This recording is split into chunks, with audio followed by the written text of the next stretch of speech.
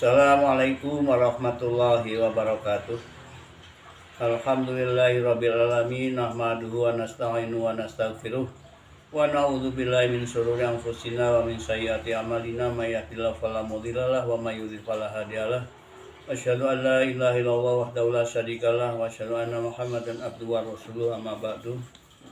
Ayyuhas shaimun rahimakumullah, usi wa nafsi bitaqwallah wa qad fazal muttaqun wa qala ta'ala fi kitabil karim a'udzubillahi minasyaitonir rajim. Bismillahirrahmanirrahim. Wal 'asr innal insana lafi khusr illa alladziina amanu wa 'amilus shalihati wa tawassaw bil haqqi wa tawassaw bis sabr. Shadaqallahul adzim. Pemirsa yang dirahmati Allah, puji syukur marilah kita panjatkan kehadirat Ilahi Rabbi yang telah memberikan nikmat kepada kita yang tidak terhingga. Untuk itu marilah kita berusaha untuk mensyukurinya dengan jalan ibadah dengan yang sebenar-benarnya. Ibadah yang sebenar-benarnya itu adalah ibadah yang diniatkan dengan ikhlas, ibadah yang mengikuti cara Rasul, dan harus mengetahui ilmunya. Mana-mana ibadah, di dalam ibadah itu mana-mana yang sunat, mana-mana yang wajib, mana-mana yang rukun, mana-mana yang haram dilakukan di dalam ibadah. Orang-orang yang beribadah tanpa ilmu itulah termasuk perusak agama. Shalawat dan salam semoga Allah limpahkan pada junjungan Sayyidina Muhammad SAW, mudah-mudahan tercurah kepada kerabat dan sahabat, juga tercurah kepada seluruh pengikutnya, termasuk kita sekalian. Bahkan siapa saja yang mengikuti syariat Islam dengan baik dan benar, baik yang masih hidup pada saat ini maupun yang sudah meninggal dunia. Karena orang yang berselawat insya Allah akan mendapatkan syafaat dari Rasulullah SAW. Ingat bahwa satu-satunya manusia yang diberi kewenangan untuk memberikan syafaat hanyalah Rasulullah SAW. Pada saat ini kita berada di dalam bulan Ramadan, bulan yang penuh dengan barokah, dengan ampunan, dengan rahmat. Bahkan Allah menjanjikan dijauhkannya dari siksa api neraka. Untuk itu marilah kita manfaatkan dengan yang sebaik-baiknya waktu di dalam bulan Ramadan ini. Pada kesempatan ini saya akan memaparkan sedikit tentang tips agar Ramadan kali ini lebih bermakna.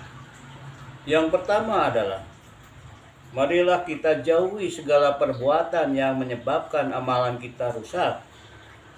Bagi mereka yang biasa membawa HP, hati-hati. Jangan sampai karena HP itu kita menjadikan merusak amalan. Orang-orang biasanya mendengarkan khutbah, dia bermain HP. Tapi HP yang kita kenal ini adalah laksana pisau.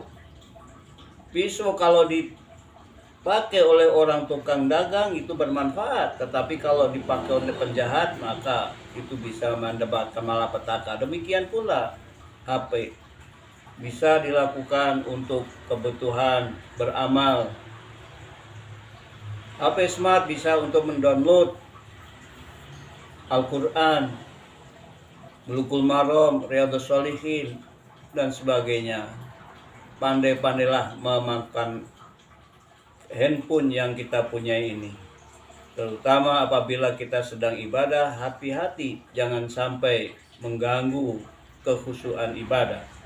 Yang kedua adalah manfaatkan waktu sebelum waktu tiba kita dipanggil Allah.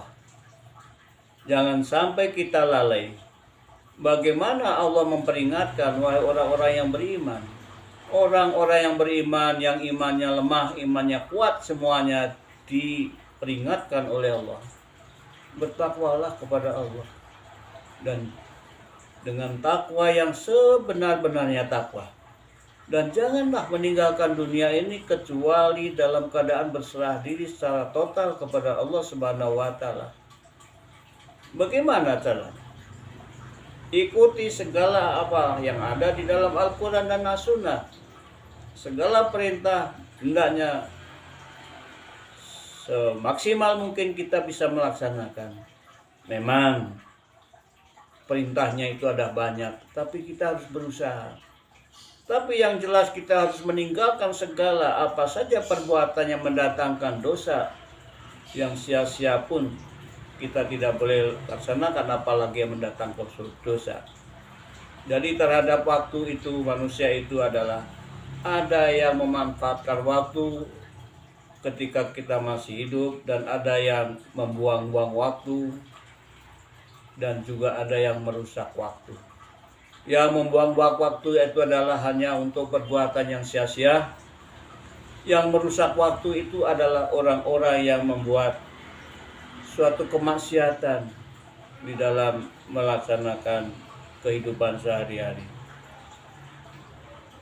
Untuk supaya bermakna kita di dalam ibadah bulan Ramadan ini, marilah berupaya untuk senantiasa berupaya sholat di awal waktu. Sholat yang terbaik adalah di awal waktu. Sholat yang terbaik adalah berjamaah di masjid. Sholat yang terbaik itu adalah di rumah, kecuali sholat wajib. Sehingga apabila kita sholat wajib berjamaah di rumah, di masjid, maka dilipat gandakan 25-27. Bahkan di bulan Ramadan dilipat gandakan lagi yang tidak terhingga pahalanya.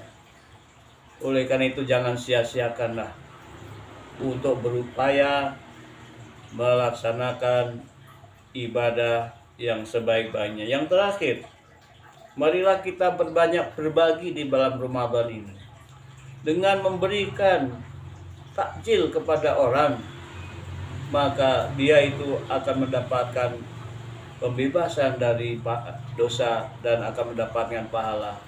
Ditambah dengan pahala orang-orang yang diberi tanpa mengurangi pahala mereka. Itulah kemurahan dari Allah Subhanahu wa taala. Yang terakhir sekali, hindarilah kita bergosip. Hindarilah kita menghibah, apalagi memfitnah. Hindari kita namimah.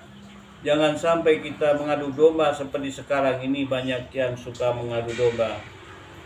Jangankan seperti itu. Berbicara yang kotor saja tidak diperkenankan. Juga kita semuanya tidak boleh bertengkar. Apabila kita diajak bertengkar, katakanlah saya sedang puasa. Boleh diucapkan dan boleh juga di dalam hati. Hindari pertengkaran agar kita tidak menjadikan suatu orang yang mendapatkan azab. Saya rasa itu saja yang saya sampaikan. Mudah-mudahan ada manfaatnya bagi saya menyampaikan, dan mudah-mudahan bermanfaat juga kepada siapa saja yang mendengarkan. Nasrul minallah wa fadlun qarib wa basyiril mu'minin. Wassalamualaikum warahmatullahi wabarakatuh.